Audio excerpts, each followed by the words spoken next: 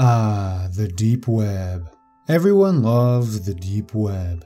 Who wouldn't want to take off their shoes, throw some earbuds in, and listen to some stranger's fascinating deep web experience?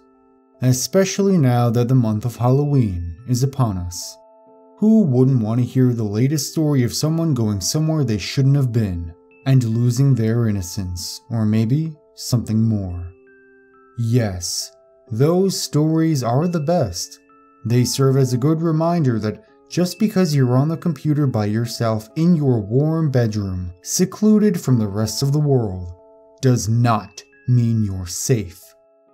The bad guys can still get you. I have a deep web experience like no other. I'm not going to say that the deep web is full of evil people looking to track down your IP address and kidnap your family. I'm also not going to say it's full of pumpkins and rainbows. The deep web is simply a reflection of society. Nothing more, nothing less. The people on there may be a bit more tech literate, but they're still people with fears, ambitions, and lives, just like you or me. If you were to sit there and type out the deep web is full of bad men looking to do bad things, well, that would make you about as honest as the pundits on CNN. With my understanding that people have a charitable side last year, I decided to go trick-or-treating on the deep web. I figured it would be an interesting thing to do, and maybe people wouldn't mind giving various things to strangers from the internet. Worst case scenario, nobody bothers to reply or send anything and I waste my entire Halloween night on the deep web, I thought. To be perfectly honest, I saw it as the ultimate way to get free stuff. If there were people on the internet willing to give me their stuff, I would gladly take it with a smiley face emoji at the end of my thank you message. It wasn't long after I booted up Tor for my little night of trick-or-treating before I realized a fatal flaw in my plan.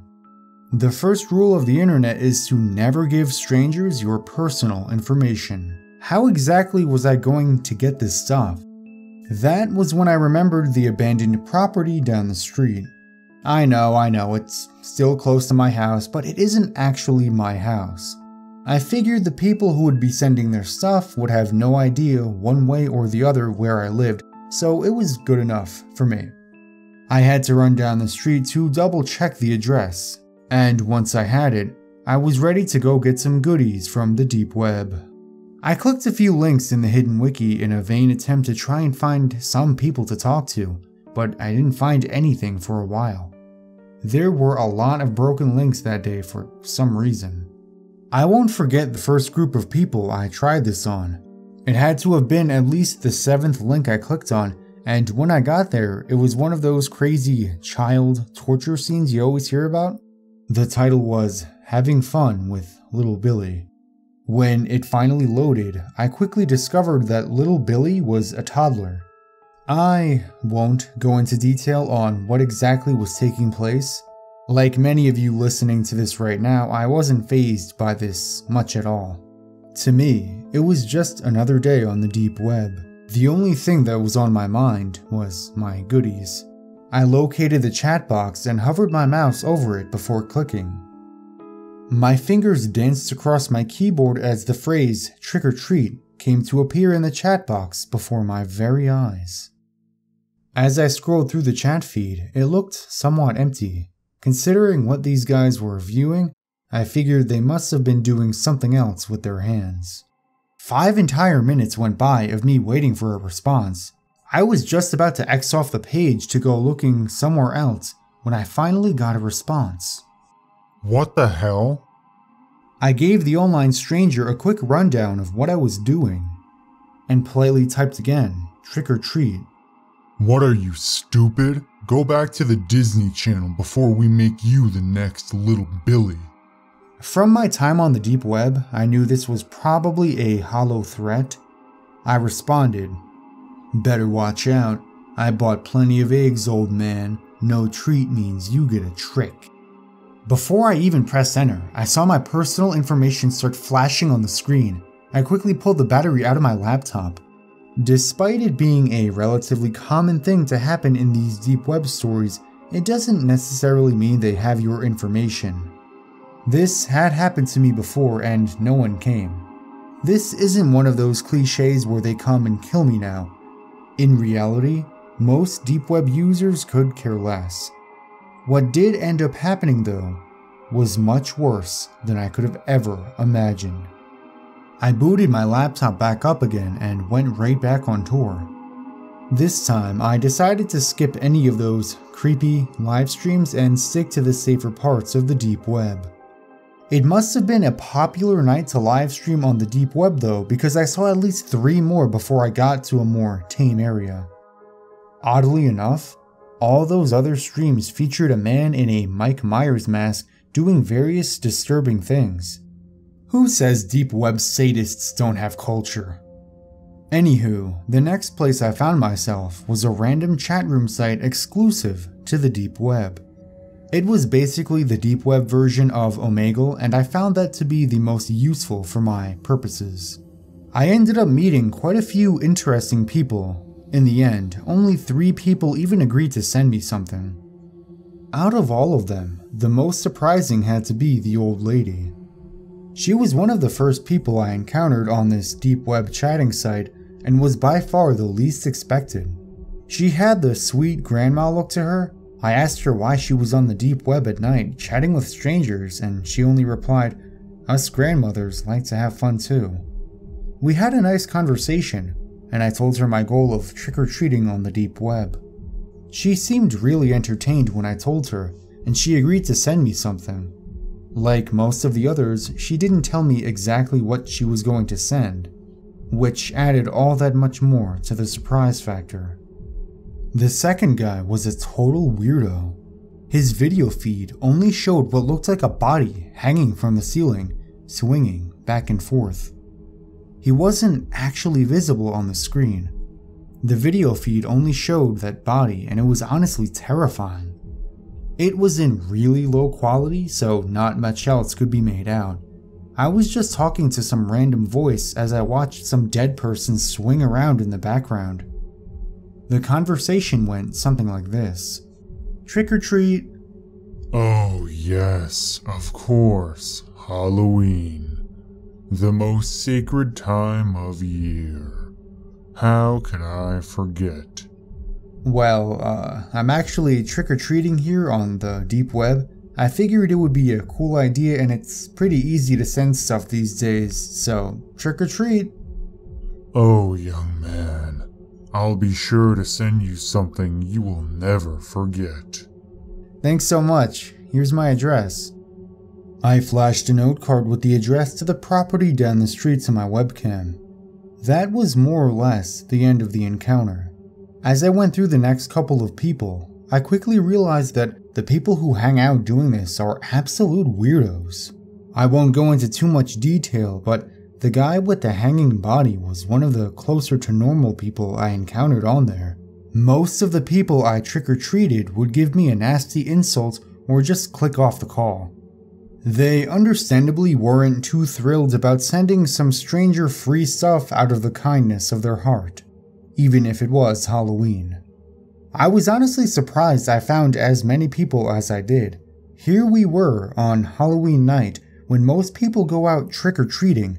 We were sitting on the deep web, talking to complete strangers. The third encounter was by far the strangest. I could only see two creepy red eyes staring at me through the computer screen. I didn't even know if they were eyes at first, until he blinked later on. After a few seconds of silence, I opened up the conversation by saying, "Trick or treat," in my happy tone. I only got a one-word reply that chilled me to my bones. Hello. I wasn't really sure what to do, so I just brushed it off and gave him a rundown of what I was doing. He then began laughing. And we were disconnected. When that happened, I really regretted giving him that address. The rest of the encounters were pretty normal, at least by deep web standards. I spent the entire night talking to these people until 3 a.m. I decided to call it quits when I came across a guy who said he was going to kill himself. I thought he was joking, but when I saw him put a pistol to his temple and pull the trigger, I nearly fainted. I kept telling myself that it was some kind of special effect or some pre-recorded footage, but I honestly think it could have been legit. After that, I called it a night and headed to bed. Thankfully, Halloween was on Monday, so I was going to probably get most of this stuff before the end of the week. Everyone that said they'd send something seemed like they were in the US too. Tell you guys the truth, I got really excited about the whole thing. There was something so cool about getting stuff from internet strangers. It wasn't until Wednesday when something finally arrived. And then I received a new item each subsequent day, and it all came to a climax on Friday. I remember leaving my house and being so excited on Wednesday.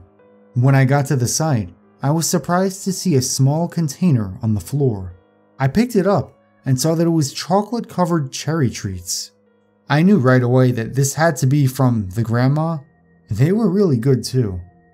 I ate them all before I got back home. The next day when I arrived at the location, I noticed this mysterious box sitting there all alone. I knew that something good had to be in there. I slowly made my way to the box, not really knowing what to expect. I kneeled down and began to open it.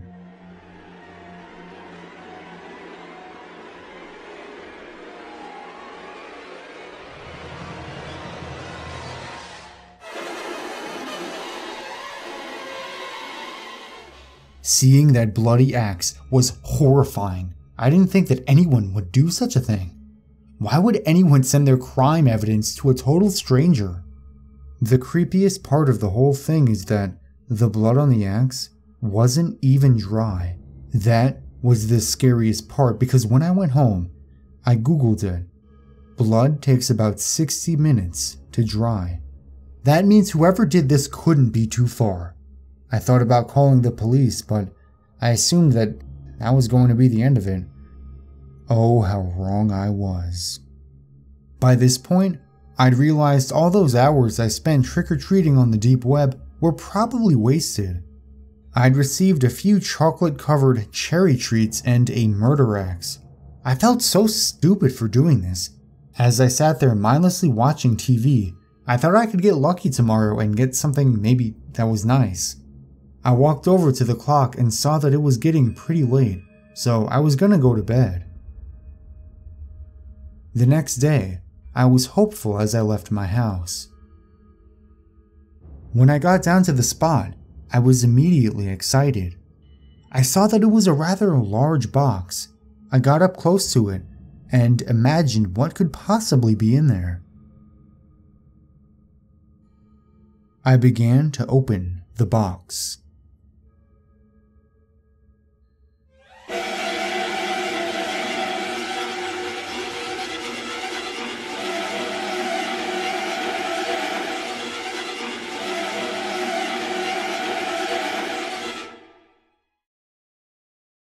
I sprinted all the way home. I barely got out with my life. There was some kind of a monster in that box. It almost killed me. I got home, locked the doors, and went straight to my bedroom when I started writing this. Allow this to be a warning to those of you out there who might want to go trick-or-treating. Do it in your neighborhood. Do it with your parents. Do it before it's even dark outside. But whatever you do, don't, and I mean don't do it, on the deep web.